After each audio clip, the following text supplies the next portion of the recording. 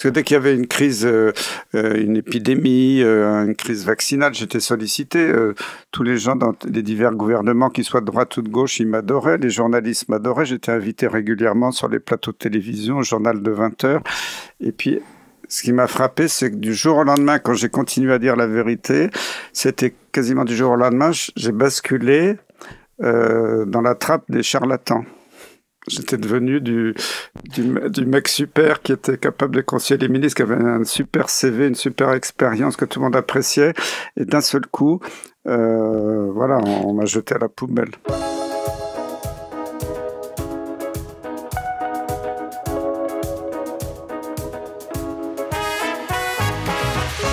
Bonjour à tous et bienvenue à un nouveau numéro de Contact qui vous est encore présenté cette semaine de notre studio parisien.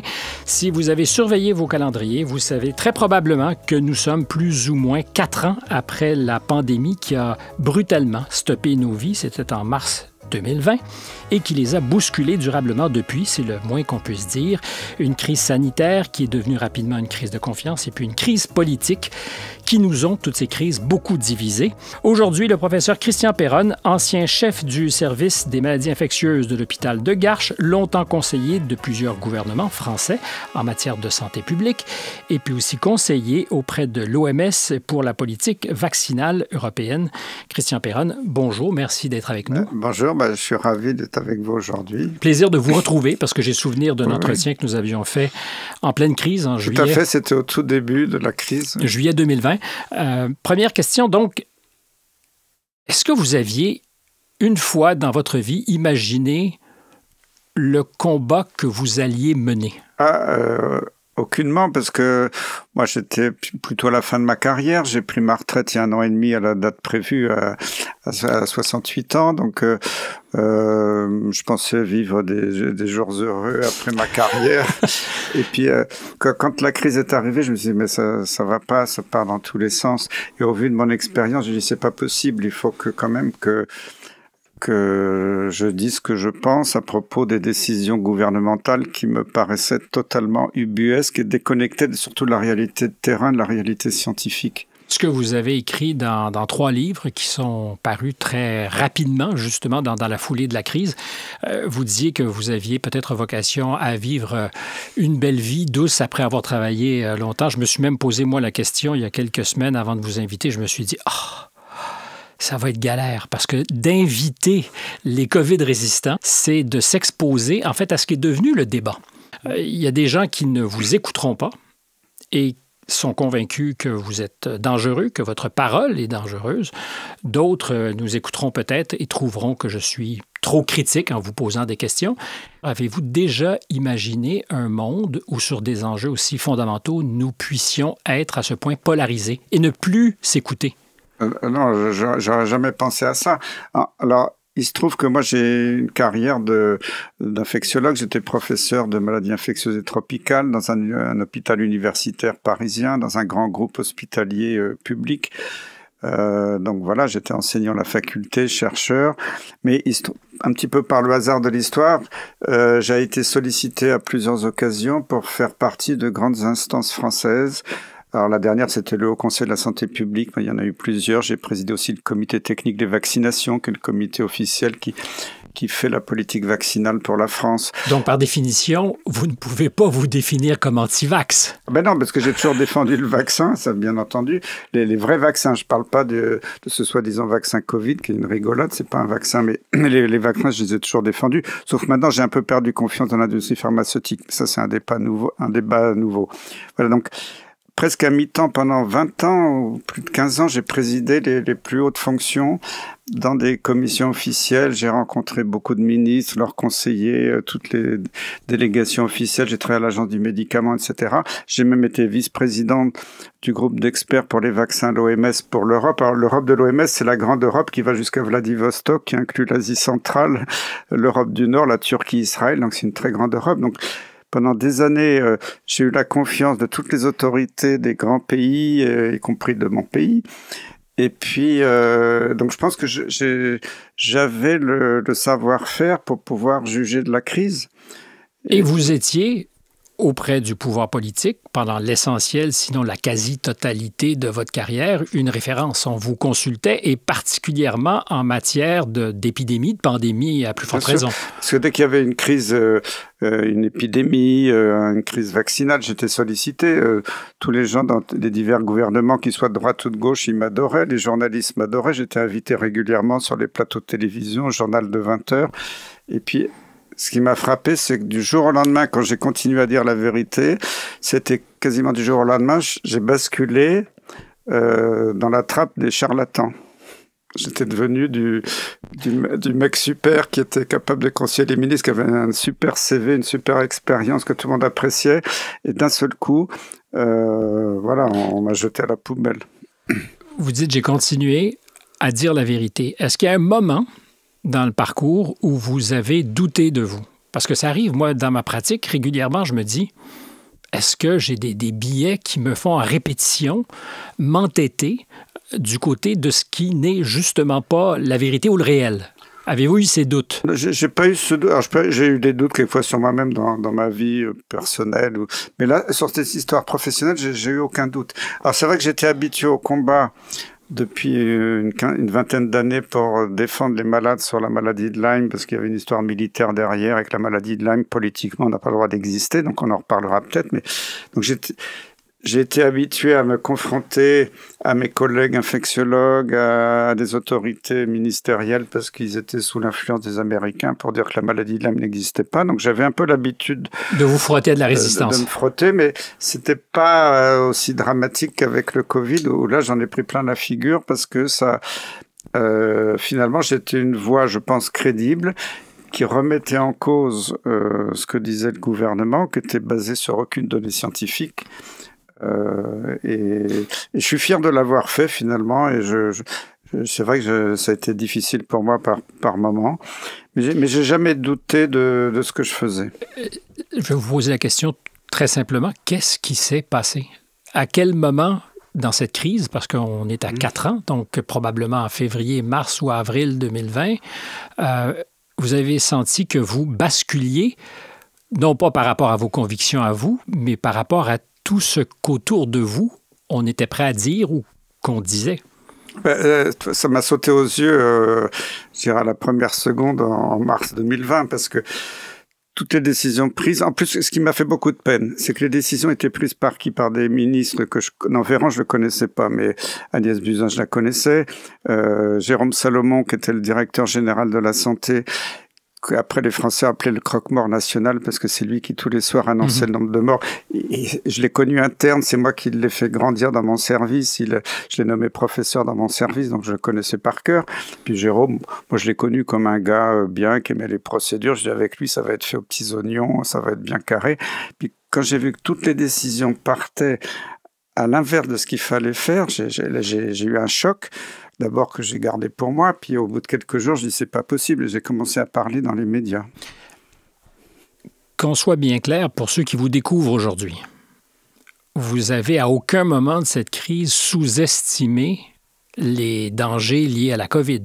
À aucun moment, vous n'avez pensé que c'était une vue de l'esprit. Ah non, mais le virus, il a existé. Après, maintenant, je pense qu'il y a toutes les preuves pour voir qu'il a été modifié en laboratoire. On en reparlera peut-être. C'est un virus qui a tué. Il ne faut pas nier qu'il y a eu des morts. Je ne nie pas la pandémie. Fort heureusement, c'est peut-être pas ce qu'ils avaient prévu, mais le virus a été moins méchant que prévu, et j'en suis ravi, parce qu'il y a eu quand même beaucoup de morts.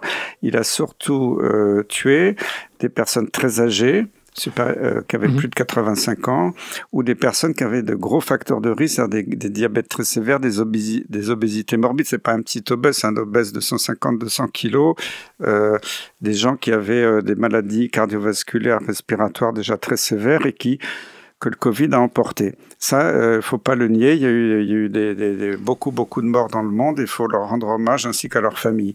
Ce qui m'a désolé, c'est que je savais que depuis le début, il y avait des traitements qui marchaient si on les donnait précocement. à des doses raisonnables, qu'il y avait des tas de données dans le monde qui le disaient et que la quasi-totalité des gouvernements des pays dits occidentaux ont tout fait pour empêcher ces traitements. En France, c'était même interdit pour les médecins généralistes. Ça n'a pas été interdit à l'hôpital, il y avait beaucoup de restrictions, mais c'était interdit en médecine de ville. Et là, vous parlez de la chloroquine, sinon de l'hydroxychloroquine. Voilà. On y reviendra si vous le voulez, parce qu'à chaque fois qu'on nomme la chose, en fait, c'est comme Voldemort. Il vaudrait peut-être mieux de ne pas nommer. À chaque fois qu'on le fait, on entre dans un débat. Il y a une étude qui dit 17 000 personnes au minimum sont mortes à cause de la chloroquine en France. Cette étude, elle est complètement bidon. Alors, ça, j'ai tous les arguments. Docteur Perron, une étape à la fois. Donc, avant d'ouvrir la boîte de chloroquine, continuons là où nous étions. Si je peux me permettre, une question très personnelle. Oui. Est-ce qu'autour de vous, collègues intimes, famille, à un moment donné, pendant cette crise, vous ont regardé en soupçonnant que vous étiez peut-être en train de dérailler, qu'il y avait quelque chose qui n'allait pas avec vous? Clairement. D'abord, mes collègues de l'hôpital qui m'ont suivi à fond pour la chloroquine parce qu'ils voyaient... On l'avait publié, ce qu'on appelle en pré-impression, en pré-print là, sur Internet, un article qui montrait qu'il y avait une mortalité extrêmement faible, comme Raoult avait à l'IHU de Marseille. Donc, moi, j'étais à l'aise et tous les jeunes étaient à fond avec moi. Et quand on a fait cette pré-publication, ils ont reçu plein de coups de téléphone des autorités de l'hôpital, du ministère. En plus, je pense Jérôme Salomon venait du service, il les connaissait tous, il les tutoyait. Ils ont eu des pressions en disant si tu continues avec Perron, ta carrière est foutue. Et là, ils se sont tous retournés contre moi. Et moi, ça a été très violent à l'été 2020, alors qu'ils étaient à fond pour moi avant. D'un seul coup, ils m'ont dit non, Christian, on peut pas te suivre. Là, tu dérailles. Donc, j'ai vécu ça. C'est ça qui m'a fait le plus de mal. Des doutes à ce moment-là? Moi, non, j'ai pas eu de doute parce que je savais que j'étais dans la vérité. On voyait les résultats. Et d'ailleurs, les aides-soignants, les infirmiers de mon hôpital, quand on a traité à l'hydroxychloroquine, ils disaient mais c'est fantastique. Depuis qu'on fait ça, on ne passe plus les malades en réanimation. Ça a été magique. Donc, vous l'avez fait, c'est-à-dire que vous avez eu ce protocole et vous êtes en mesure de dire sans l'ombre d'un doute. Sans l'ombre d'un doute, et on l'a publié, mais malheureusement, cet article en pré-impression, sous la pression de plein de personnes très haut placées, a été rétracté par les médecins plus jeunes de mon service. Moi, j'ai pas pu aller contre eux, c'était trop violent pour moi, je les ai laissés faire, j'ai peut-être eu tort, mais l'article a été rétracté. Après, ils ont fait une nouvelle version, beaucoup plus édulcorée, on parle plus des morts. Bon, j'ai laissé faire parce que c'était très difficile pour moi, j'étais seul contre tous à un moment donné. Ils étaient tous manipulés par les autorités au sens large. Mais c'est possible parce qu'il y aura des gens pour nous écouter. Oui. Je parle souvent de ces gens qui ne sont pas avec nous, mais je les imagine. C'est possible parce que ça donne l'impression d'être paranoïaque. Et c'est pas ce que je dis que vous êtes. Mais tous contre moi. C'est donc qu'il a été rapidement possible de convaincre... C'était pas tous contre moi parce que tout le personnel du service hospitalier que je dirigeais à l'époque, les aides-soignants, les infirmiers, les pharmaciens, tout le monde, ils étaient à fond pour moi. Ils voyaient les résultats. Mais pas les médecins. Au début, ils étaient à fond pour moi. Et le jour, ils ont reçu des coups de fil des autorités en disant « arrête ». Ils ont eu peur pour leur carrière. Je comprends un jeune de 30 ans qui fait sa carrière hospitalière, qui veut être professeur un jour, qui est à fond dans le système. Quand le ministère ou la direction des hôpitaux, l'université l'appelle en disant « écoute Coco, si tu continues avec Perron, ta carrière est foutue en l'air », je comprends qu'ils aient eu peur. Et c'était des menaces contre eux.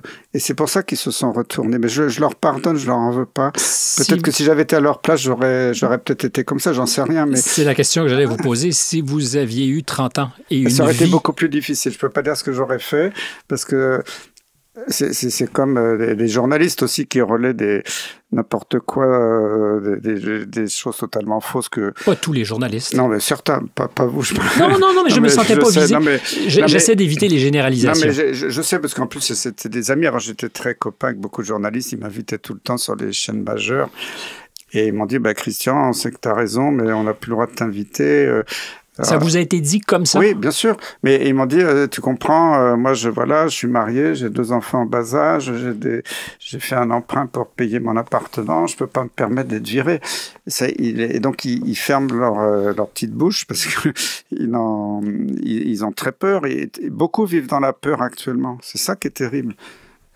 À telle enseigne que l'ARCOM, qui encadre les pratiques dans le monde de l'audiovisuel, apparemment aurait dit, est-ce que c'est apparemment ou est-ce que c'est fondé, que si vous deviez être invité, il fallait absolument que votre parole puisse être contrée. Oui, ce qu'on ne demande pas, évidemment, à d'autres quand ils viennent sur les plateaux. Alors, c'était suite à... J'avais été invité à un plateau qui s'appelait Les Grandes Gueules. Je crois que c'était RMC. C'était la fin août 2020. C'est la dernière fois que je suis passé sur...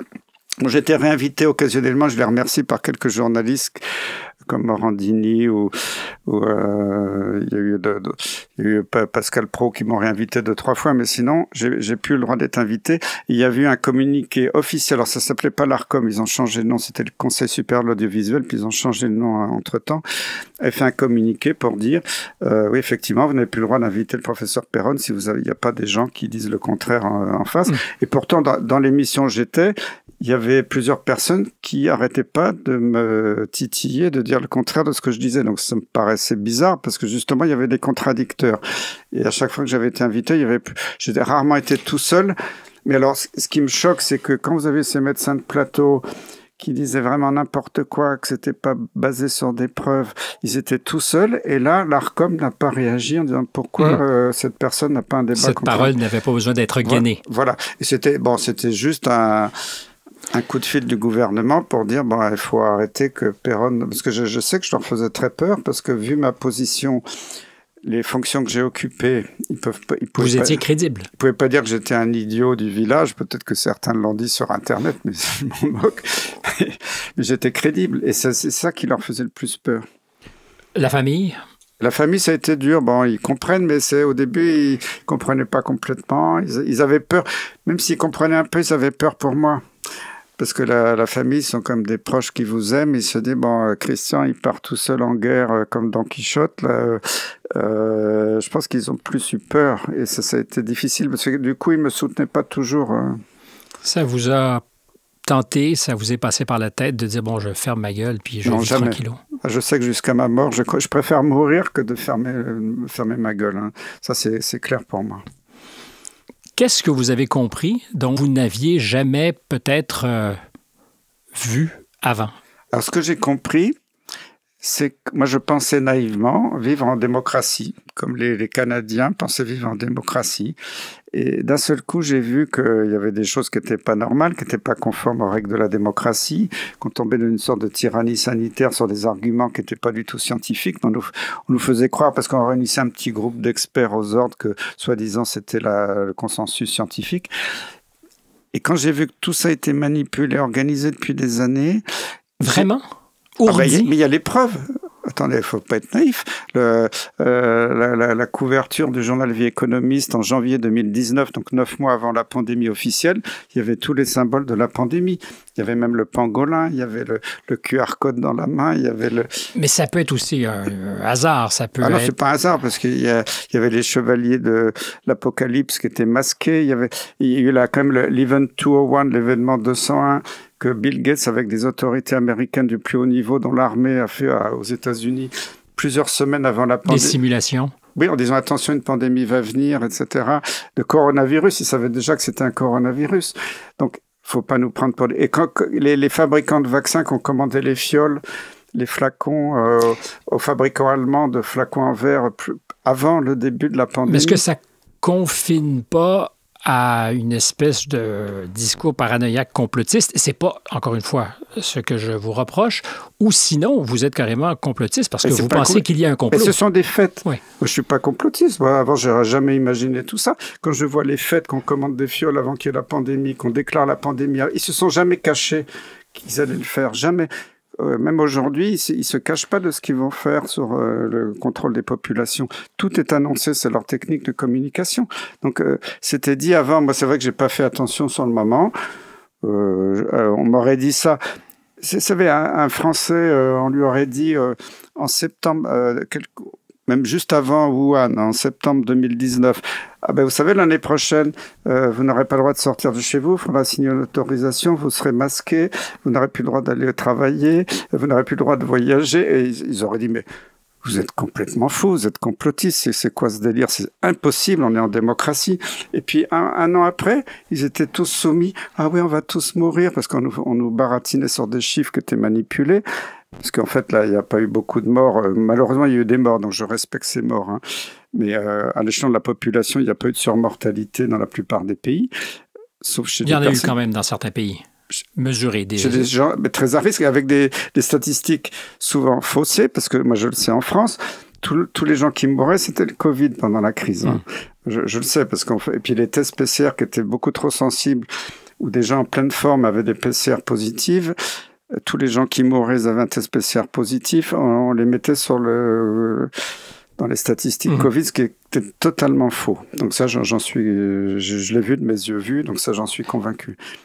Je veux terminer le chapitre biographique parce qu'il y a deux développements importants. Vous êtes très rapidement taclé par vos collègues à Garches, à l'hôpital, disqualifié à votre hôpital. C'est littéralement ce qui se passe. On dit que votre comportement est contraire à la dignité de vos fonctions. Sur le coup, vous êtes insulté? Alors, bien sûr, parce que un jour, j'ai été convoqué par le directeur général de l'assistance publique Hôpitaux de Paris, Martin Hirsch. Bon, il a changé depuis, que je connaissais bien. Avant, j'avais des relations plutôt sympathiques avec lui. Et sa secrétaire m'appelle un soir en disant, bon, demain matin, il faut être à 7 heures dans le bureau du directeur à Paris. Bon, j'y vais. Il me remet une lettre dans laquelle c'était écrit que j'étais indigne de mes fonctions de chef de service, en particulier parce que j'étais responsable de menaces de mort contre un jeune collègue. Alors, je comprenais pas de quoi il s'agissait. Et même le président des doyens des facultés de médecine d'Île-de-France, de la région parisienne, m'a écrit la même chose. En fait, il y avait un jeune médecin qui avait qui était très actif et virulent sur Internet. Du coup, je pense qu'il y a des gens qui ont dû le menacer. Mais c'était plusieurs mois avant que je le connaisse. Il m'a attaqué de façon honteuse. Il m'a diffamé sur Internet. Il m'a accusé publiquement d'être responsable des menaces de mort contre lui. Et heureusement, parce que moi, je suis pas trop sûr, j'étais pas sur Twitter, tout ça, mais j'ai des amis qui avaient fait des captures d'écran. Il avait avoué au mois d'août qu'il avait eu ces menaces de mort 4 mois avant que je le connaisse. Et avant que je parle de lui dans les médias. Donc, vous n'étiez évidemment pas responsable. Non, mais c'est pour dire la méchanceté de certains. Et quand je vois le directeur général de l'assistance publique qui s'est appuyé sur des ragots totalement faux. Et en plus, ce jeune médecin qui m'a attaqué au Conseil de l'Ordre, je rappelle qu'il a été condamné, qu'il a eu un avertissement, alors que moi, j'ai été totalement blanchi par le Conseil de l'Ordre. Donc, je suis très clair. J'ai été sali. Et ça me fait peine pour ce jeune collègue, parce que moi j'ai du respect pour tous les jeunes collègues, mais il a peut-être été manipulé. Mais c'était quand même de la dénonciation calomnieuse. Si je parlais justement des mots qui ont été employés à votre endroit à l'hôpital, c'est que très rapidement, consécutivement, l'Ordre des médecins vous a aussi montré du doigt. Il y a eu des plaintes qui ont été portées contre vous, plusieurs articles écrits à la lumière de ces plaintes d'ailleurs pour dénoncer vos pratiques, puisque d'autres collègues disaient que vous étiez inadéquat. Or, en octobre 2022, c'est la Chambre de discipline qui se prononce et je cite, je pense que ça vaut la peine. Le docteur Perron, alors vous le savez, parce que les quelques fois où on vous a invité à en parler, vous avez entendu probablement les mêmes phrases. Le docteur Perron, spécialiste internationalement reconnu comme un expert dans le domaine de l'infectiologie, était le mieux à même de comprendre les enjeux de santé publique. S'il s'est exprimé dans la presse sur l'action du gouvernement et sur l'industrie pharmaceutique, ainsi qu'il était légitime de le faire et en avait même obligation dans ce domaine qui relevait de ses compétences. C'est très intéressant. On avait obligation dans ces domaines qui relevaient de ses compétences. Il s'est par ailleurs borné à porter publiquement, mais sans invective, une voix discordante sur un sujet d'intérêt général. On a beaucoup moins commenté ce que la Chambre de discipline a dit à votre sujet. Ah ben oui, parce qu'il y avait des dizaines d'articles dans les grands médias français qui disaient « Perron, il va être condamné, il va être radié par le Conseil de l'Ordre ». Et quand il y a eu l'avis du Conseil de l'Ordre qui est sorti, plus personne n'en a parlé. Je crois qu'il y a eu un journal, je ne sais plus lequel, qui avait dit « Le professeur Perron a-t-il vraiment été blanchi ?» Puis en fait, il y avait souvent, j'ai remarqué quand on m'attaque, le titre est très violent. Et puis l'article, il n'y a rien. Un jour, vous savez, quand ils ont fait le coup de la variole du singe, parce que comme ils ne savaient plus quoi inventer il y a 2 ans, ils nous disent, ça y est, déclaration d'une nouvelle pandémie de variole du singe. Alors j'étais étonné parce que le virus de la variole du singe est proche du virus de la variole humaine. Alors, le virus de la variole humaine, pour rappeler, a disparu grâce à la vaccination. Bon, il est encore dans des laboratoires en Russie, aux États-Unis officiellement, mais il n'y a plus de virus humain. Et le virus du singe est beaucoup plus bénin pour l'homme parce qu'il n'est pas bien adapté à l'homme, mais il y a eu des cas humains en Afrique de temps en temps. Rarement mortels, mais ça a pu arriver parce qu'en Afrique, les gens sont quelquefois très fragiles parce qu'ils sont dénutris. Et puis là, on nous annonce qu'il y avait une grande pandémie de variole du singe. Et puis je regarde à l'époque un peu ce qui se passe et je m'aperçois que Bill Gates l'avait annoncé 1 an avant, en disant en mai 2022, il y aura une pandémie de variole du singe. Il est fort, lui, parce qu'il est capable de toujours prévoir 1 an à l'avant. Et puis, il y avait un médicament préenregistré à l'Agence du médicament européenne qui n'avait jamais été testé chez l'homme, qui était le futur médicament miracle de la variole du singe. La variole du singe est partie dans 15 pays différents, le même jour, en Australie, en Suède, en Suisse, en Argentine, au Canada. Et j'avais fait un article pour dire c'est pas possible. Alors là, j'avais adoré parce qu'il y avait un journaliste qui avait fait un grand article et le titre c'était tous les chercheurs de l'INSERM. Donc l'INSERM, c'est l'Institut de recherche officiel français pour la recherche médicale. Tous les chercheurs de l'INSERM contre le professeur Perron. Alors, je lis le titre, je dis, oh là là, si j'ai tout l'INSERM contre moi... Ça fait beaucoup. Ça fait beaucoup. Et je lis l'article, et en fait, il y avait un gars qui n'était pas directement de l'INSERM, qui était de l'agence du sida, mais qui est rattaché un peu à l'INSERM, qui me critiquait. D'ailleurs, et moi, j'apportais que des preuves sur tout ce que je disais. Il a pas du tout contre-indiqué point par point, contre-attaqué point par point. Je veux dire, Perron dit des bêtises. Et là, j'ai appris après par des journalistes qui sont des copains qui m'ont dit, t'inquiète pas, maintenant, c'est pas les mêmes équipes qui écrivent les titres que le journaliste qui écrit l'article. Parce que les gens, souvent, dans le métro, quand ils regardent sur leur téléphone... On se contente du titre. Ils regardent le titre. Mais à chaque fois que vous me dites Bill Gates, je me dis, est-ce que ça vous disqualifie? Parce que l'idée qu'il y ait un grand responsable de toutes les calamités... Alors, peut-être que c'est possible, mais entre nous...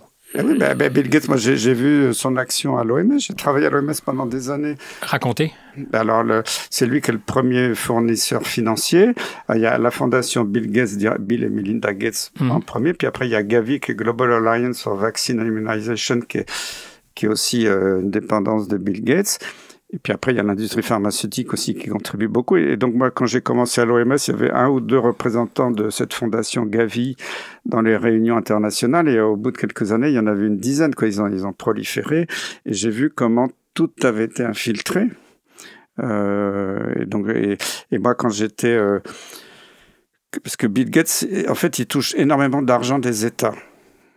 Bill Gates, il gagne de l'argent, il n'est pas là pour dépenser, faut le savoir. Donc moi, quand j'étais même au ministère des Affaires étrangères, à l'époque, j'étais président du Haut Conseil de la Santé publique avec un tout petit groupe de l'élite française. J'étais avec le directeur de l'Institut Pasteur, tout ça. J'étais invité dans des salons dorés. Il y avait les gardes républicains, sabre au clair, les tapis rouges, des beaux salons dorés. Devant moi, à 3 mètres de moi, il y avait Laurent Fabius, qui était le ministre des Affaires étrangères, qui remettait un énorme chèque au nom de la France à Bill Gates. Et depuis, Macron a redonné plein de chèques. Il l'a dit publiquement. Des chèques pour? Pour financer les actions de Bill Gates. Bill Gates, il finance... Mais avec l'argent des autres? Avec l'argent des autres. C'est le Robin des Bois. Non, mais c'est un type qui est futé. Et on peut démontrer ça? Qu'il reçoit de l'argent? Macron l'a dit lui-même. Ouais. Moi, quand j'y étais, je peux le dire, et d'ailleurs, je l'ai dit plusieurs fois dans les médias, je n'ai jamais été démenti. J'étais dans la pièce. Alors, que Fabius vienne dire le contraire, ce sera difficile, parce qu'il y avait des témoins.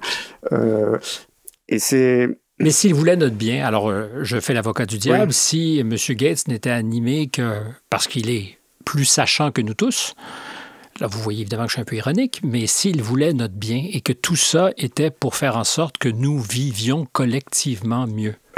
Il faudrait lire le livre de Robert Kennedy Jr., qui, vous savez, est systématiquement taclé sur la place publique, voilà. Montré du doigt aussi. Parce que son livre, c'est un avocat, il a fait 40 ans d'enquête sur l'industrie pharmaceutique. Alors, le livre en français s'appelait Bill Gates...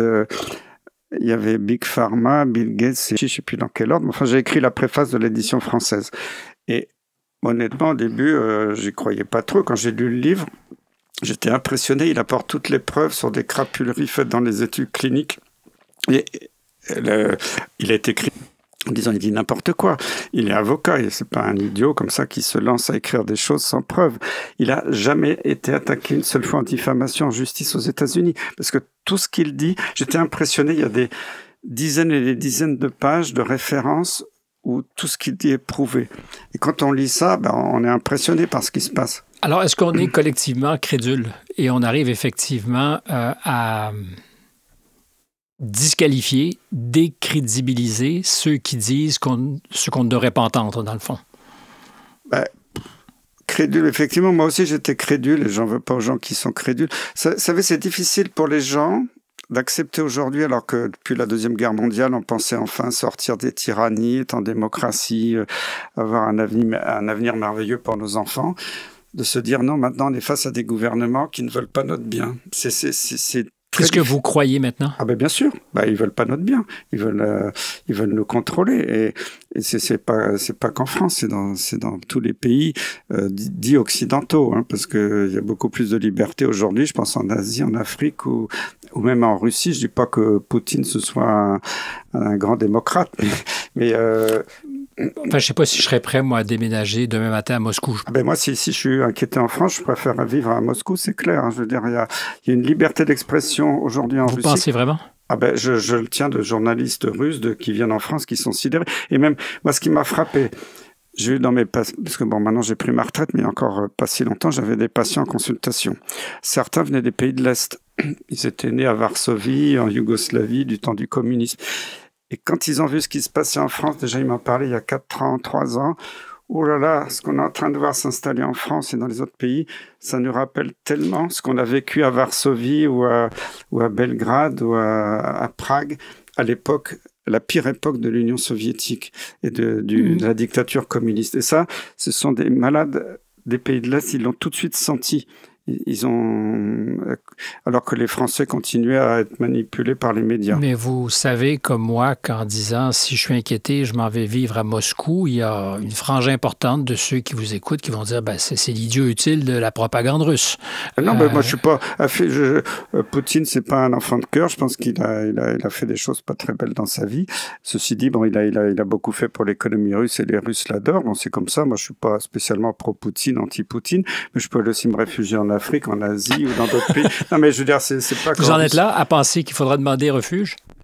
Pour l'instant, j'en suis pas là, mais peut-être que ça peut venir un jour.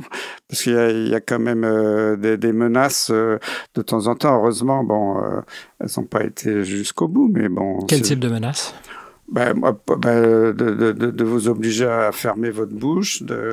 Moi, j'ai pas eu de menace de mort, hein, je vous rassure, mais on sait que par exemple, on sait qu'il y a quand même 10 dirigeants africains qui ont disparu dans des conditions bizarres parce qu'ils refusaient la vaccination Covid. Bon, il y a eu le président de la Tanzanie qui était le plus médiatisé, mais il y en a eu d'autres. Donc voilà, faut quand même... Vous faites des liens, vous, c'est très, très oiseux que de faire un lien de cause à effet entre... c'est pas oiseux. Pourquoi il y en a 10 qui meurent comme ça subitement il se trouve que le président de la Tanzanie, je l'ai pas connu, mais j'étais en visioconférence avec son ministre une semaine avant que le président soit mort. C'était une visioconférence internationale dans laquelle j'avais des amis d'ailleurs israéliens, d'Afrique, hein, c'était à la fois en français et en anglais. Il y avait beaucoup de monde et j'avais discuté avec le chef de cabinet du ministre de la Santé de Tanzanie. Et parce qu'il venait de prendre la direction africaine. Il venait de prendre un petit peu de piloter les opérations des pays africains qui refusaient la vaccination Covid. Et ça, c'était pas acceptable pour certains. Et bon, il y a peut-être pas de lien de cause à effet, c'est peut-être une coïncidence. Il y a beaucoup de coïncidences. Mais bon, il est mort 8 jours après. C'est comme ça. Et ça, je suis certain que j'étais en visioconférence, j'étais dans mon canapé, dans mon salon, et j'ai pas rêvé ce jour-là. Et vous voyez donc un lien de parasitage réel entre la médecine telle qu'elle est pratiquée aujourd'hui et la grande industrie pharmaceutique? Oui, mais ça, c'est évident. Est-ce que c'était avant COVID? Parce que déjà, en vous lisant, j'ai eu l'impression que vous étiez déjà un peu alerté. Rien que pour la France, quand j'étais interne, jeune assistant, en France, il y avait une vingtaine de petits labos, des moyens labos et des labos plus gros, pharmaceutiques, qui existaient en France. Et alors souvent, c'était des laboratoires familiaux. Les plus gros labos, il y avait Roussel-Uclaf, il y avait Rhône-Poulenc, il y avait... parce que Sanofi est venu après, il y avait pas mal de laboratoires. Ils avaient aussi des centres de recherche dans leur laboratoire. Ils payaient des chercheurs. Maintenant, c'est fini. Il n'y a plus aucun chercheur dans l'industrie pharmaceutique. Hein. Tout est... Excusez-moi. Oui. Il n'y a plus de chercheurs dans l'industrie pharmaceutique. Ils achètent, ils regardent ce qui se passe. Ils voient qu'un gars crée une innovation, un brevet innovant dans un pays. Ils vont racheter le brevet, ils vont le développer. Mais ils ne payent plus des chercheurs à temps plein dans des laboratoires. Je le sais, avant, il y avait Roussel-Uclaf qui avait un centre de recherche dans la banlieue nord-est de Paris, j'avais visité. Il y avait Sanofi, bon, c'était Rhône-Poulenc à l'époque, il y avait un centre du côté d'Antony, bon, à la Croix de Berny, ça j'ai visité ces centres, il y avait des vrais chercheurs. Maintenant c'est fini, il n'y a plus de chercheurs dans l'industrie pharmaceutique, ils achètent des choses qu'on leur fournit, ça c'est comme ça. Alors, moi j'ai connu ces petits labos, pas tous petits, mais où j'ai connu des présidents directeurs généraux de ces labos qui étaient des braves gars, qui avaient une tradition familiale, qui étaient ouverts. Ils étaient prêts à financer un petit peu à leur risque des recherches un petit peu, qui n'étaient pas forcément des recherches officielles. Ils n'étaient pas sous la pression comme ça des gouvernements, des grands lobbies internationaux. Et puis tout ça a été racheté. De 20 labos, on est passé à 2 laboratoires ou 1, parce que maintenant en France, à part Sanofi, il n'y en a plus beaucoup. Et maintenant, ils sont aux ordres de lobbies internationaux et ce n'est plus du tout la liberté de penser qu'avaient ces laboratoires. Et regardez, dans les années jusqu'aux années 80, beaucoup de molécules innovantes dans le monde, que ce soit sur les neuroleptiques, les antibiotiques, d'autres classes thérapeutiques, c'était des brevets français, développés par des chercheurs français dans l'industrie pharmaceutique française, à la grande époque de l'industrie pharmaceutique française, qui a été très glorieuse. Et maintenant, l'industrie pharmaceutique française, ce sont des marketeurs, c'est plus des scientifiques qui sont couchés devant des lobbies. Et maintenant, moi, je l'ai vu parce que je suis allé voir des grands dirigeants de l'industrie pharmaceutique en France pour la maladie de Lyme, pour financer de la recherche. Ils s'en foutent complètement. Le seul truc qui les intéresse, c'est pas que d'améliorer la vie des Français, c'est juste de voir quel va être le taux de l'action dans 3 mois à Wall Street. C'est le seul truc. Eux, ils ont des actionnaires qui les financent pour avoir le retour sur investissement. Donc, l'industrie pharmaceutique s'est totalement déconnectée de ce qu'elle était il n'y a pas si longtemps, il y a une vingtaine d'années. Parce que vous concédez qu'il y a eu des bénéfices substantiels pour l'humanité avec les médicaments modernes. Bien sûr, ces grandes industries. Je ne suis pas anti-médicaments, je ne suis pas anti-vaccin. Il y a eu des médicaments qui ont vraiment fait des prouesses incroyables. Mais quand on voit que maintenant, des médicaments, les études sont bâclées, sont souvent frauduleuses, parce que c'est pas moi qui le dis, c'est les rédacteurs en chef des plus grands journaux médicaux du monde, comme le New England Journal of Medicine, le Lancet, qui l'écrivent. C'est pas Perron qui l'écrit, c'est eux qui l'écrivent. Notre journal est corrompu. Il y a 2 rédacteurs en chef du New England Journal of Medicine qui ont démissionné en disant on est écœuré. Alors, ce qui m'étonne, c'est que le rédacteur en chef de l'année pour dire qu'il était écœuré par son journal, mais il est toujours rédacteur en chef. Vous m'expliquez. Puis en plus, il continue à publier des études frauduleuses. On l'a vu avec la hydroxychloroquine. On sait que maintenant, il y a un système où ils ont acheté aussi les grands journaux médicaux. Moi, je le sais parce que moi, j'ai soigné des anciens de l'industrie pharmaceutique en France. Quand ils étaient âgés, ils étaient retraités. Ils m'ont dit, vous savez, monsieur Perron, moi, quand j'ai travaillé dans tel laboratoire, je dirais pas de nom, mais on a passé notre temps à truquer les données pour avoir les autorisations de mise sur le marché, parce que sinon, on n'aurait pas pu sortir un médicament comme ça régulièrement. Donc, je le sais très bien, ils me l'ont dit, tout le monde le sait. Moi, j'ai eu des copains dans l'industrie pharmaceutique, même mes anciens élèves, il y en a qui ont fait des carrières très élevées dans l'industrie au plus haut niveau du monde.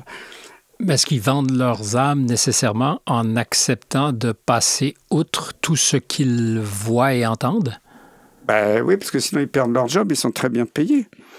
Les salaires au plus haut niveau de l'industrie pharmaceutique, c'est des salaires faramineux. Donc,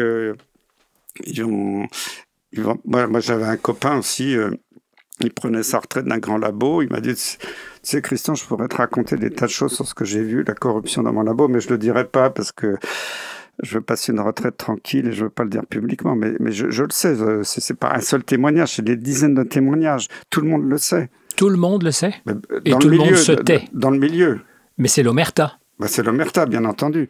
Ça, je suis désolé, mais moi, j'ai des copains au plus haut niveau de l'industrie qui m'ont dit, tu sais, les gars, alors c'était dans le sida, ça peut être dans le Covid, ceux qui vont sur les plateaux de télé, qui emportent la conviction de tous leurs collègues, qui sont souvent des gens haut placés, donc respectés, ils peuvent toucher des millions d'euros, des millions de dollars sur des comptes offshore. Ça, c'est des gens de plus haut niveau de l'industrie pharmaceutique aux États-Unis, au Canada, en France, en Europe, qui me l'ont dit, et de pas qu'un seul laboratoire. Tout le monde le sait, le gouvernement le sait. Même quand j'ai dit ça lors des médecins un jour, où j'étais invité, c'était pas la réunion du procès final, là, mais une réunion intermédiaire, je leur ai dit, mais vous êtes au courant que les gens qui parlent à la télé ils touchent des millions? Ah oui, on est au courant, mais malheureusement, on n'a pas de preuves, on ne peut rien faire. Donc, ils le savent. Même le Conseil de l'ordre en France le sait. Donc, des manquements déontologiques connus ne sont jamais sanctionnés. J'ai plein de noms en tête, plein de labos en tête, je ne les citerai pas parce que je n'ai pas de preuves, sinon je vais aller en tôle. C'est une très bonne idée de vous retenir, je n'irai pas en tôle avec vous non plus. Voilà, mais il ne faut pas me prendre pour un idiot, je sais très bien tout ça, comment ça marche. Vous avez encore des amis, parce que je vous écoute parler, et c'est pas non plus, je me répète souvent, c'est pas un reproche, mais je me dis, j'ai jamais vu ou entendu... Jamais autant d'amis, y compris l'industrie pharmaceutique. Mais les vrais, les sincères, même si, je leur en veux pas, ils n'osent pas parler. Ils me disent, Christian, bravo pour tout ce que tu dis, parce qu'on pense tellement fort, on a vécu ça. Oui, mais que font-ils? Ils ne parlent pas. Je sais. Ça, je peux pas obliger les gens à parler. Ils veulent passer une retraite tranquille, ils veulent pas être emmerdés, ils veulent...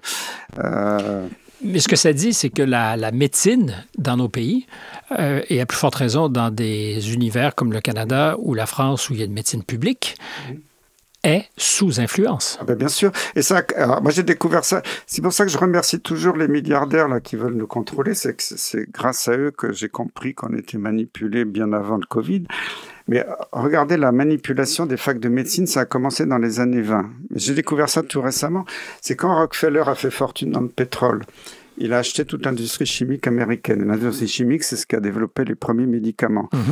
Et à l'époque, il y avait des centaines de petites facultés d'écoles de médecine un peu dispersées sur le territoire des États-Unis. Il en a fermé plein. Celles qu'il n'a pas fermées, il les a contrôlées en disant si vous continuez à parler de tout ce qui n'est pas médicaments chimiques, on vous ferme. Et ça, c'est officiel. Vous pouvez le trouver sur Internet. Le nettoyage que Rockefeller a fait dans les facultés de médecine dans les années 20. Alors, en Europe, on n'était peut-être pas trop touchés, mais depuis la dernière guerre mondiale, moi, je le vois, on était attaqués pour être sectaires. Si on faisait la promotion de phytothérapie, de plantes.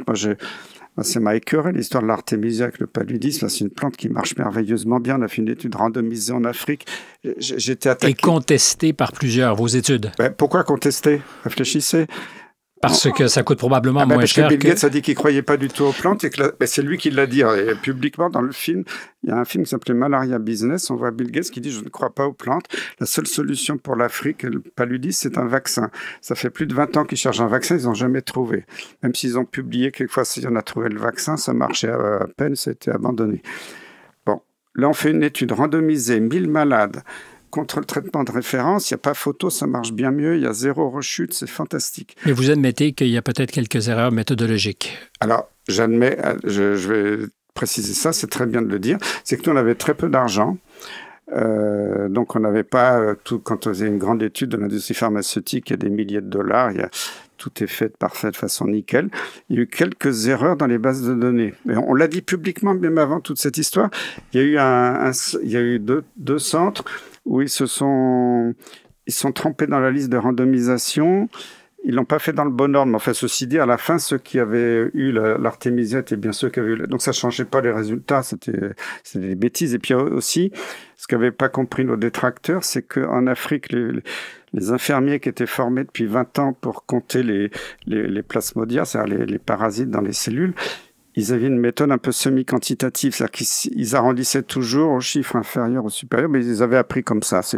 Alors, peut-être que c'était une erreur, qu'on aurait dû les former de compter autrement, mais enfin, ça changeait rien, parce que de toute façon, quand les parasites étaient à 0, ils étaient à 0. Alors, malheureusement, nous, on était naïfs. On a dit, quand on était attaqué, c'est pas possible. On a donné nos données publiquement. pour dire, vérifiez. Effectivement, il y a eu quelques erreurs, mais enfin, il n'y a pas de quoi fouetter un chat, ça ne change pas les données. On ne prétend pas que c'est la... Surtout s'il y a une solution ce n'est pas les résultats définitifs, il faut que ce soit redémontré par une étude bien meilleure, randomisée, avec beaucoup plus d'argent pour confirmer tout ça. Et moi, j'avais dit aux gens qui ont donné la base de données aux autres, faites attention, parce que c'est des gens qui nous veulent du mal, ils vont chercher le moins de prétextes. Et effectivement, c'est ce qui s'est passé, c'est-à-dire qu'ils ont dit, regardez, puisqu'il y a 3 erreurs, c'est que l'étude est frauduleuse. Et ils ont harcelé le pauvre rédacteur en chef du journal Phytomédecine, qui était un journal reconnu internationalement. Ils ont fait croire qu'on n'avait pas d'autorisation du comité d'éthique. On a eu une lettre du ministre de la Santé du Congo qui a confirmé qu'on avait bien les autorisations. Ils ont tout essayé. Les fact-checkers sont tombés. C'était vraiment une meute de hyènes, parce que pour eux, c'était dramatique de dire qu'une plante, ça ruinait toute l'industrie pharmaceutique. Et moi, maintenant, je suis très heureux, parce que de toute façon, l'artémisia, c'est elle est lancée en Afrique. Les Africains l'ont adopté. Ils s'en foutent qu'il y ait publication ou pas. C'est vraiment le traitement d'avenir du paludisme. Et maintenant, plus personne ne peut contester, je pense. Ça avance. J'interromps l'écoute de l'émission pour quelques secondes. C'est une promesse pour vous rappeler une fois encore de vous abonner à notre chaîne. Si ce n'est pas encore fait, ça fait toute la différence au monde. De nous aimer aussi, de nous liker. Les algorithmes nous ont à l'œil et vous pouvez faire la différence. Vous pouvez aussi nous suivre sur tous nos réseaux sociaux. À la hauteur de nos rapports, j'allais dire quotidien, mais il n'y a plus beaucoup de pays où il est facile d'avoir un rapport quotidien avec son médecin. Mais à la hauteur de ces rapports, en quoi le parasitage dont je parlais un peu plus tôt change l'équation? C'est comme si, aujourd'hui, un médecin qui prend le temps de faire un diagnostic en parlant avec son patient déjà, parce que pendant des millénaires, le dialogue était au cœur du diagnostic. On pouvait tâter son patient, mais l'écouter. En quoi la médecine moderne est en train de changer la donne? C'est une excellente question. Alors, tout d'abord, le gouvernement, en tout cas pour la France, je ne peux pas parler pour les autres pays, moi je pense que beaucoup c'est pareil, réduit constamment le nombre de médecins. Même si on a un petit peu augmenté le nombre d'étudiants il y a quelques années, mais c'était très peu. Les médecins sont en voie de disparition en France. Même à Paris, moi j'ai ma sœur qui est plus âgée, son médecin a pris sa retraite. J'ai galéré des mois pour trouver un autre médecin. Bon, c'était une amie, elle m'a dit, bon pour toi j'accepte de prendre ta sœur, mais impossible. Bon, j'ai voyagé partout en France, des régions, il y avait 5 médecins, il n'y en a plus qu'un qui va prendre sa retraite, c'est la panique, les gens n'auront plus de médecins. C'est la même chose au Québec. À moins de 50 km. Donc ça, c'est volontaire. Ils vont remplacer par les machines à consulter automatiques dans les supermarchés, ils en ont installé. Ils ont donné le pouvoir d'exercer la médecine aux pharmaciens et à des infirmiers qui passent un diplôme d'infirmier à compétences élargies. Donc ça, parce que ce sont des gens moins formés, obéissants, qui vont... Mais on pourrait faire un procès en corporatisme. On dit, Péronne, il prêche pour sa paroisse. Mais non, parce qu'un bon médecin, c'est quelqu'un qui prend le temps, comme vous disiez, de parler. Maintenant, un médecin généraliste n'a plus le temps de parler. Parce que le tarif de la consultation est tellement faible. Quand les gens, j'ai payé 15 € pour aller chez le médecin, si c'est le serrurier, c'est 500 €. Alors c'est sûr, c'est remboursé par la Sécu, mais... pas le serrurier, par contre. Le médecin ne prend plus le temps d'écouter. Je lui en veux pas, il n'a pas le temps. Pour survivre, il est obligé de faire de l'abattage. Un médecin généraliste, maintenant, quand vous prenez les consultations sur le site Doctolib, vous avez des rendez-vous de 10 minutes ou un quart d'heure maximum. Après, si vous voulez un rendez-vous plus prolongé, c'est beaucoup plus compliqué. Et ça, c'est pas normal. Un médecin peut... Et là, moi, je l'ai bien vu. J'ai accompagné des gens de ma famille où j'ai des témoignages de mes malades. Le médecin, mais je lui en veux pas. Il a plus le temps. Quelquefois, il prend l'attention parce que maintenant, il a un appareil automatique. Mais il examine plus les gens. Il les déshabille plus. Il prend pas le temps de reprendre toute leur histoire clinique. Et alors moi, ça a contaminé totalement l'hôpital, même les jeunes qui sont appelés à avoir une grande carrière hospitalière, voire universitaire, c'est qu'ils ne soignent plus que des résultats de scanner, d'IRM ou de résultats biologiques. Et si vous ne rentrez pas dans les cases, vous n'existez pas, vous êtes un malade imaginaire. Moi, je l'ai bien vu avec la maladie de Lyme, il n'y a pas que le Lyme. Et ça, on a perdu cette médecine humaniste, holistique qui prend en compte l'individu dans son ensemble. Parce que si on est Parce malade... que le patient n'est pas crédible quand il décrit son mal. Voilà, ça, c'est pas normal.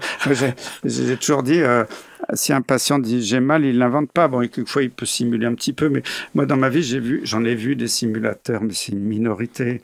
Puis quand on a un peu d'expérience, on les flaire tout de suite. Mais quand je vois ces malades de Lyme qui souffrent, qui sont paralysés, qui peuvent plus travailler, on leur dit c'est dans votre tête. C'est horrible la maltraitance de la médecine d'aujourd'hui.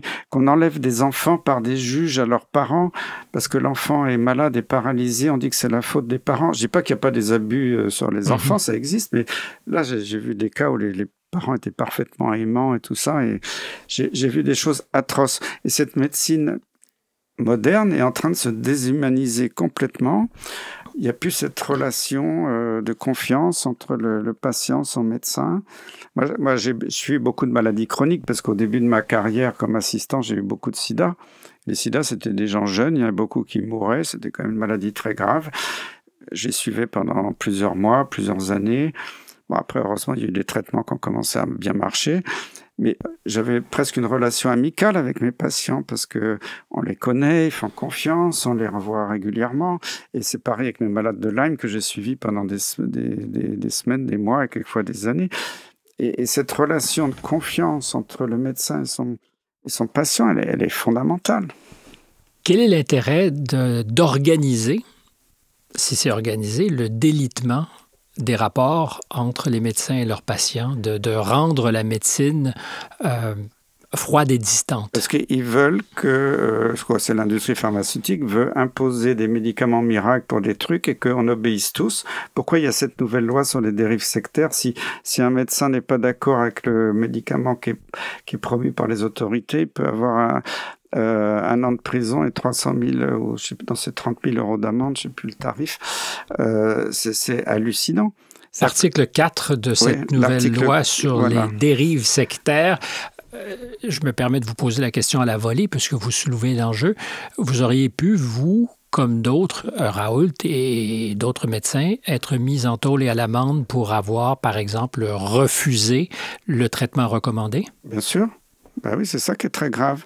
Alors qu'on avait raison, parce que maintenant tout prouve que ces vaccins ne marchent pas, qu'ils ont donné des effets secondaires colossaux, qu'il y a une augmentation de mortalité très importante dans tous les pays qui ont inoculé ces pseudo-vaccins. C'était des produits expérimentaux en plus. Donc c'était interdit par tous les codes internationaux, toutes les conventions internationales interdisent d'administrer de force un produit expérimental.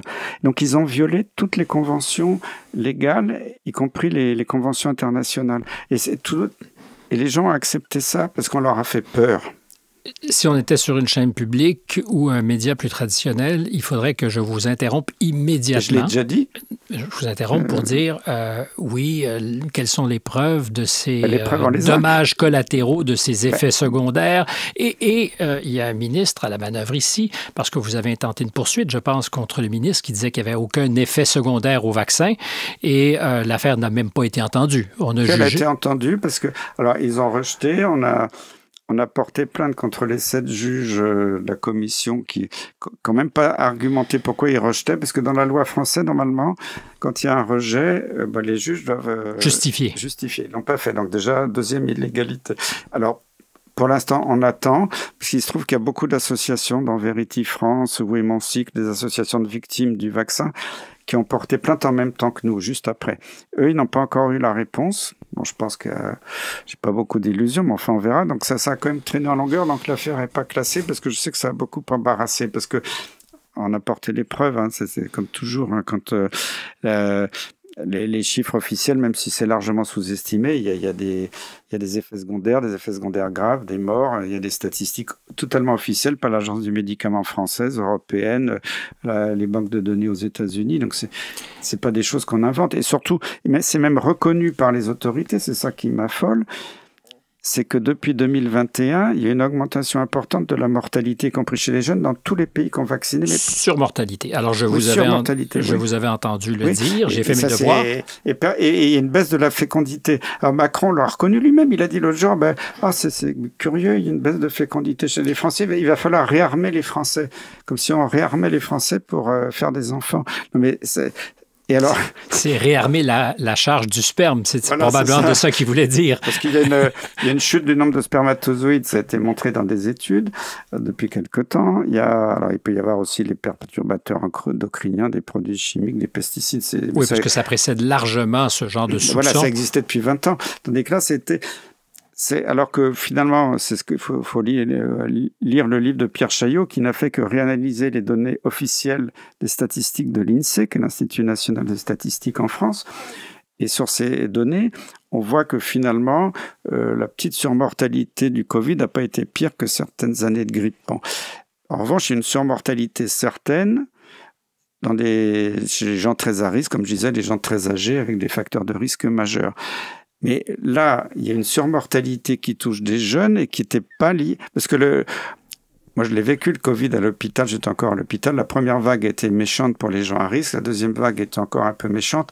À partir de la troisième vague, le Covid, c'était fini, quoi. C'était des maladies bénignes, des rhumes, des bronchites. Alors, je ne dis pas qu'il y a encore eu des morts, hein. Il y en a eu. Mais c'était de plus en plus rare. Parce que le virus, en mutant, j'ai toujours dit d'ailleurs, forcément, il allait être de moins en moins virulent. Ça a toujours été comme ça que ces virus, dits ARN, quand ils mutent. Donc, alors qu'il aurait dû avoir une mortalité importante si on avait écouté les autorités lors de la première vague, deuxième vague, la surmortalité était très faible, sauf chez des groupes à risque. Et depuis les inoculations expérimentales, on voit une augmentation significative de la mortalité, y compris chez les jeunes.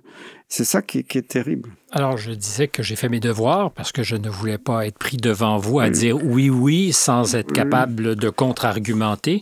Alors, vous avez raison. Effectivement, les chiffres de l'INSEE disent qu'en 2022, par exemple, il y a 53 800 décès de plus que ce qui était attendu. C'est une augmentation par rapport à la norme de 8,7 %. C'est pas banal. En 23, c'est 4 de plus de décès qu'en 2019, qui est souvent une année de référence avant COVID, mais c'est moins 5,5 % par rapport à 2022, pour ceux qui auront réussi à suivre. Donc, ce qui m'intéresse dans ça, pour la France, c'est que ce que disent les spécialistes, c'est qu'après une pandémie en général, il y a rarement de la surmortalité parce que les plus fragiles ont tous été fauchés. Oui. Donc, généralement, ça stabilise. Or, ce n'est pas ce qu'on constate. J'ai vu qu'en Grande-Bretagne, c'est à peu près la même chose. Je n'ai pas les chiffres aussi précis. Est-ce qu'on peut faire un lien de corrélation, comme vous le faites, entre la vaccination et cette surmortalité? Bien sûr, parce que ce que vous dites est tout à fait vrai, cet effet de fauchage, malheureusement. On l'a vu par une histoire qui n'est pas du tout infectieuse. À Paris, c'était au mois d'août de je ne sais plus quelle année, ça fait déjà une dizaine d'années, je ne sais plus la date exacte. Il y a eu une canicule terrible qui a duré 2-3 jours, mais où 2003. La température ne baissait pas la nuit. Il y a eu, je crois, 5000 Parisiens âgés qui sont morts d'un seul coup en 2 jours. C'était colossal. Bon. Donc, il y a eu un pic de mortalité très élevé. Mais comme c'était la plupart du temps des gens très âgés, un petit peu fragiles, je dirais au bout du rouleau, qui seraient peut-être morts dans les mois qui suivaient. Et là, la canicule, bon, c'était pas la faute du gouvernement, mais même si on l'accuse de ne pas avoir réagi très vite. L'hiver d'après, il y a eu moins de morts parce que beaucoup de personnes âgées étaient mortes l'été précédent pour une cause qui n'était pas prévue jusque-là. Donc ça existe, cet effet de fauchage. Voilà. Mais là, ce qui est très différent, c'est que le Covid a fauché des personnes âgées et maintenant, post-ère vaccinale, ce sont souvent des gens jeunes qui meurent. Donc cette explication ne tient pas la route. Alors, je n'ai pas, moi, pu vérifier effectivement dans quelle proportion les jeunes mouraient. Ce qui m'accable, c'est que si c'est fondé, comment se fait-il qu'il n'y ait pas plus de gens pour souligner ce qui devrait être l'évidence? Ça, je pense que c'est la responsabilité des journalistes. Alors, je ne parle pas de vous, mais pas de tous les journalistes, comme vous disiez, mais c'est pas moi qui le dis. Vous connaissez Emmanuel Macron, il est connu en France, c'est lui-même qui l'a dit. Donc, quand je parle du Macron, on ne peut pas dire que je suis complotiste. Macron, en 3 enveloppes différentes. La première, là, c'était 666 millions d'euros qui donne aux médias, je crois que c'était à l'automne 2020. C'est le chiffre du diable en plus. Non, mais moi, je n'osais pas le dire, mais voilà, c'est Macron qui a dit, il a donné 666 millions. Moi, ça m'avait fait rigoler, je l'avais dit publiquement. Après, il a rigolé, bon. Après, il a redonné une deuxième enveloppe pour les vœux à la presse en disant, pour les remercier non, je crois que c'était la troisième enveloppe. À un moment donné, c'était au mois de janvier pour les remercier de sauver la liberté d'expression. En tout cas, il avait donné déjà 3 enveloppes en 2 ans qui atteignaient 3 milliards d'euros.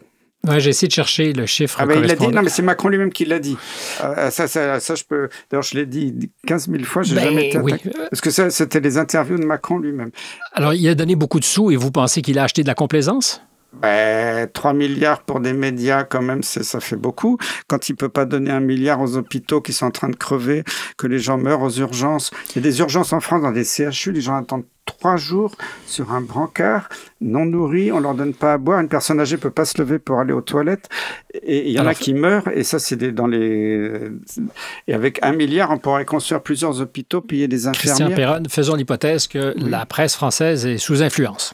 Faisons cette hypothèse. C'est pas une hypothèse, c'est une certitude. Alors, je vous laisse énoncer votre certitude. Non, mais je l'assume totalement. Alors là... Elle est sous influence. Il y aurait en Angleterre peut-être des journalistes qui sont moins sous influence, en Espagne ou en Italie, pour constater, parce que nous avons tous à peu près également été vaccinés, qu'il y a quelque chose qui ne fonctionne pas. Or, je suis très attentif. Je vois que certains disent il y a un os. Mais c'est une toute petite voix. Alors, est-ce qu'on arrive partout à museler l'évidence? Le contrôle des médias, c'est le nerf de la guerre d'une tyrannie. C'est comme ça que ça marche. Hein. Et quand tous les jours, vous aviez le directeur général de la santé qui vous disait voilà, tout le monde va mourir, tout le monde va mourir. Les gens étaient persuadés qu'ils allaient mourir. Alors, pendant le Covid, les gens ne voyaient pas des cadavres devant leur porte en sortant. Donc, on les a manipulés. Et c'est pareil.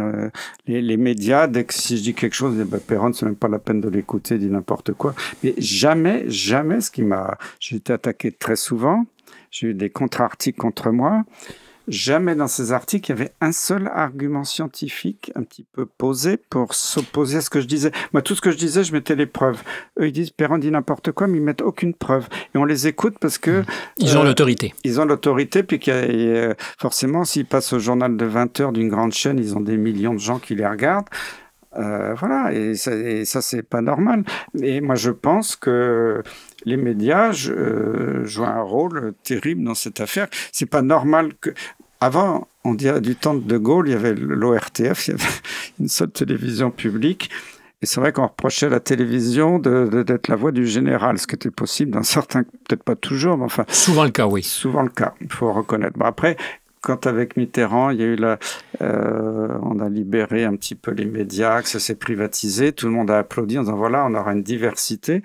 Mais maintenant, quand on voit que les grands médias sont dans les mains de 4 milliardaires, il n'y a plus d'indépendance. Mais si je vous écoute, Christian Perron, et je suis désolé, je viens de vous interrompre, mais si je vous écoute et je vais au bout de la logique, je pourrais dire qu'il y a une responsabilité criminelle, c'est non-assistance à citoyens en danger, je viens peut-être d'inventer un concept, puisque vous dites que cette vaccination et cette vaccination maintenue, soutenue, engendre une surmortalité. Oui, et vous savez, je l'ai dit, c'était il y a 2 ans, oui, je crois que c'était avant la mort de Montagnier, c'était quelques semaines avant, parce que Montagnier y était aussi. J'étais invité au Parlement du Luxembourg, à la Chambre des députés, où j'ai fait un petit communiqué de quelques minutes, et je l'ai dit aux députés qui étaient là, il y avait la ministre de la Santé, il y avait le directeur général de la Santé, j'ai dit attention, parce qu'ils étaient en train de discuter l'obligation vaccinale, et grâce à notre intervention, ils n'ont pas été jusqu'au bout de ce qu'ils voulaient faire, mais je leur ai dit comme ça, j'étais devant eux.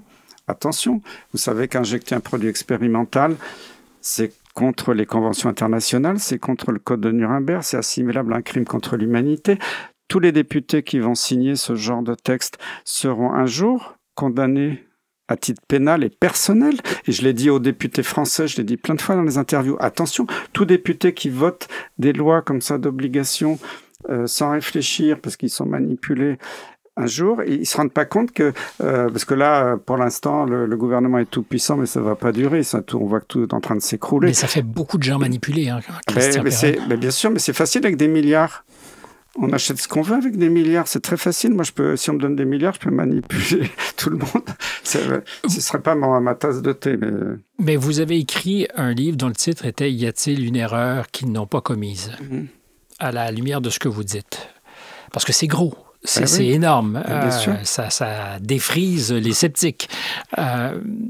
Est-ce qu'il y a une erreur que vous avez commise à travers les 4 dernières années dans votre combat? Dans cette période-là, moi, je pense pas avoir commis d'erreur. Honnêtement, hein, j'étais prudent. Quelquefois, c'est vrai que je me suis dit, t'as été un peu fort parce qu'il y a quelquefois j'ai affirmé des choses qui sont avérées totalement vraies, mais sur le moment, j'avais 80% de preuves, mais pas 100%. Quelquefois, j'étais un petit peu vite. Après, je me suis repris des retours de bâton. Surtout aussi, quand je donnais des chiffres très précis, on disait non, t'as dit tel chiffre, c'est pas exactement tel chiffre. Donc, j'étais plus prudent pour pas donner des chiffres très précis, des choses comme ça. Mais sinon, sur le fond, j'ai vraiment pas l'impression je suis très fier de ce que j'ai fait parce que moi, ce qui me fait plaisir, moi, avant le Covid, personne ne me connaissait en France. Hein. Maintenant, quand je suis dans le métro à Paris, même à Montréal, même à Bruxelles, en Belgique, partout, dans toute la France, là, j'étais à Saumur cette semaine, plusieurs personnes m'ont reconnu dans la rue. Les gens me disent « Merci, vous nous avez ouvert les yeux. Grâce à vous, on a vu qu'on n'était pas fous, parce qu'on voyait que ça tournait pas rond, mais vous avez été notre lumière dans la nuit. » Et ça, c'est des choses qui me font très, très chaud au cœur, parce que je l'ai pas fait pour ça, mais je me dis au moins, j'ai pu aider des personnes sans les connaître. Et ça me motive pour continuer ce combat. D'aucuns diront, ça lui est monté à la tête. Vous êtes devenu une star. Oh non, pas du tout, parce que moi, je suis très modeste. Je n'ai pas fait ça pour ça du tout.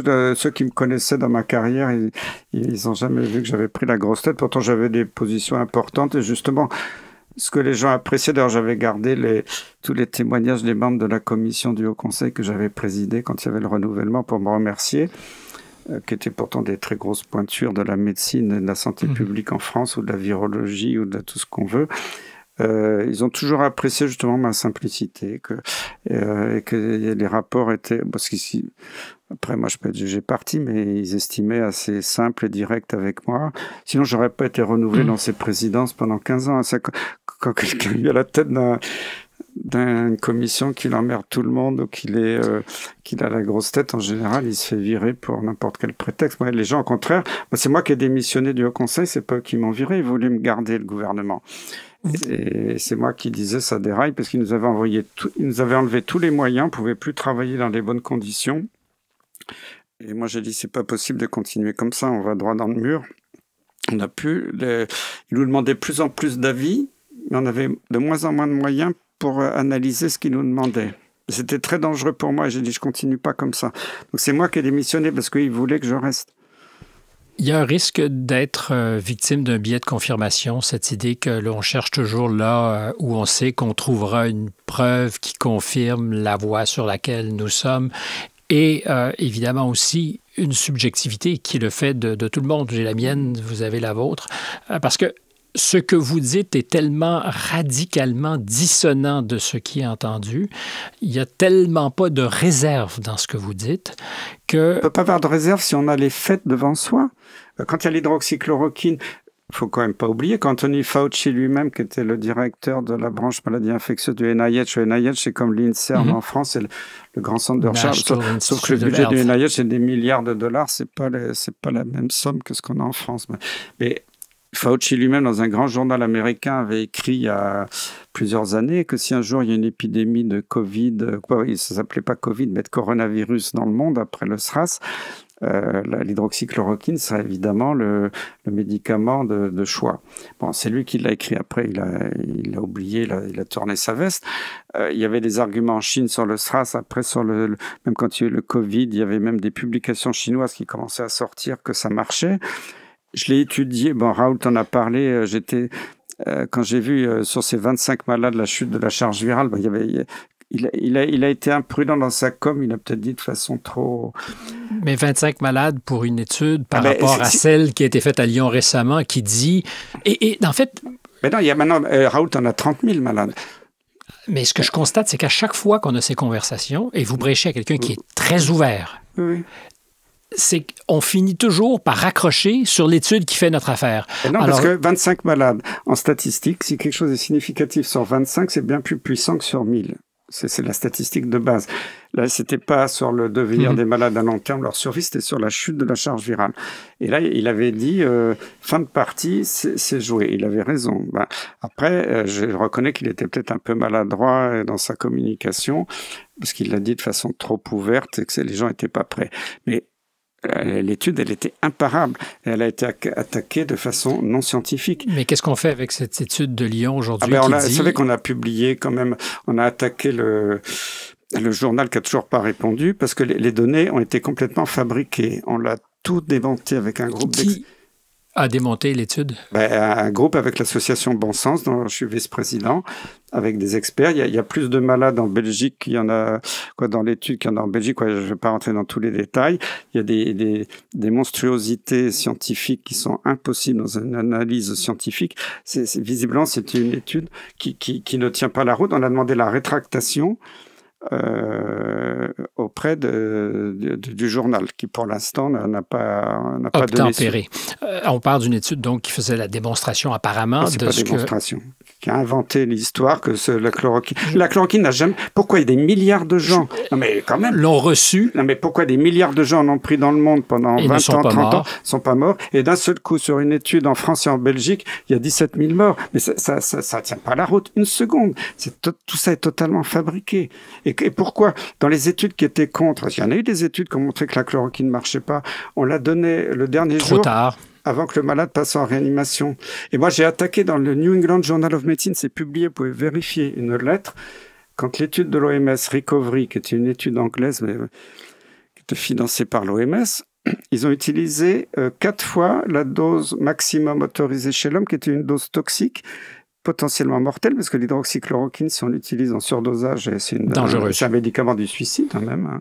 Il y avait un bouquin qui s'appelait Suicide de mode d'emploi. Donc on peut tuer des gens avec de l'hydroxychloroquine. Bien sûr, en surdosage, mais qu'on n'a jamais utilisé dans les hôpitaux, dans les pays faisant de la médecine de qualité. Dans l'étude Recovery, ils ont publié dans un grand journal, dans le New England Journal of Medicine, une dose mortelle. Ils ont eu effectivement un excès de mortalité. On l'a écrit, et justement dans l'étude récente dont vous parlez des Lyonnais, ils reprennent cette étude dans les études pour démontrer que la chloroquine c'est dangereux. Alors nous on l'a publié en réponse, publié dans le New England Journal of Medicine il y a déjà 3 ans, qu'ils avaient utilisé une dose mortelle d'hydroxychloroquine. Donc ces gens-là ne sont pas crédibles. Et ils sont simplement instrumentalisés. Mais pour le commun des mortels, le profane dont je suis un peu plus instruit parce que j'essaie de faire mes devoirs, mais néanmoins, à qui se fier? Parce que certains diront, Perron parle à travers son chapeau. Tout ce qu'il vous a dit dans l'entretien, c'est du pipeau. Faites confiance. Parce que tout ce que je dis, c'est prouvé. Oui. Tout ce que j'ai dit depuis Vous savez, j'en suis à je n'ai pas compté, mais on doit être à une douzaine de publications scientifiques dans des journaux internationaux, comités de lecture, sur différents domaines de la crise Covid, sur les vaccins, sur la protéine spike, la protéine de pointe, sur le port des masques chez les enfants à l'école qui était très dangereux, qui a fait chuter l'oxygène chez les enfants. Tout ça, on l'a publié.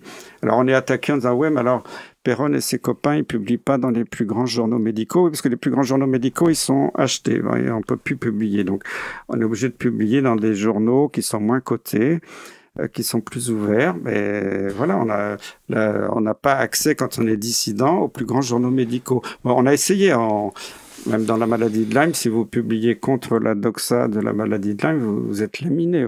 Votre article n'est même pas envisagé. Si c'était à refaire ce combat, compte tenu je reviens à l'expression, des dommages collatéraux sur votre vie privée, vous reconsidériez le combat ou... Pas du tout. Non.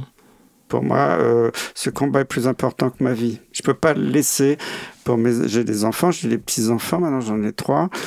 Je peux pas laisser ce pays partir comme ça.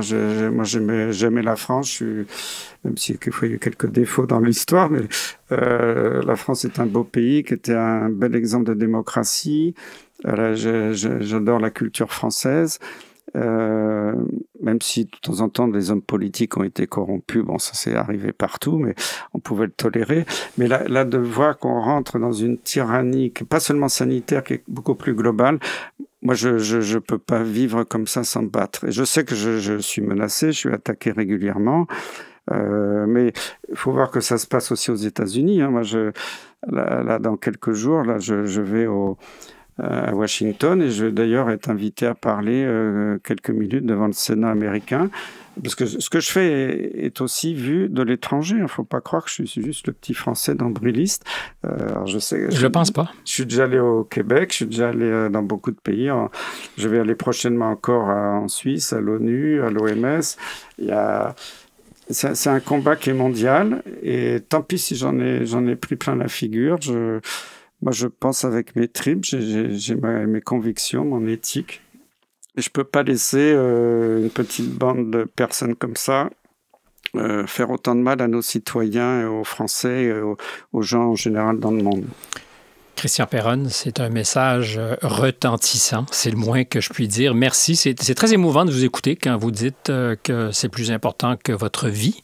Ah oui? J'imagine que vous le pensez aussi. Oui. On ne peut pas dire ces choses à la légère. Merci d'avoir partagé ce que vous me direz ne pas être un point de vue, puisque tout ce que vous avez dit est démontré. Alors, Christian Perronne, merci beaucoup. Merci beaucoup pour, je tiens à le dire, la passion. Vous êtes certainement très habité. J'espère que ça vous a plu. Si c'est le cas, partagez, likez. Si vous avez détesté, vous pouvez aussi liker parce que vous avez détesté. L'important, c'est exactement ce que nous faisons ici à Contact, c'est de faire en sorte que plusieurs opinions puissent se croiser et idéalement même de voir sur notre plateforme des gens qui jamais ne seront vus ensemble sur une autre plateforme. Merci de votre attention. À la réalisation, c'est notre amie Jeanne Croteau, pardon. Marianne Grenon est à la recherche, Stéphane Bureau au microphone. À très bientôt.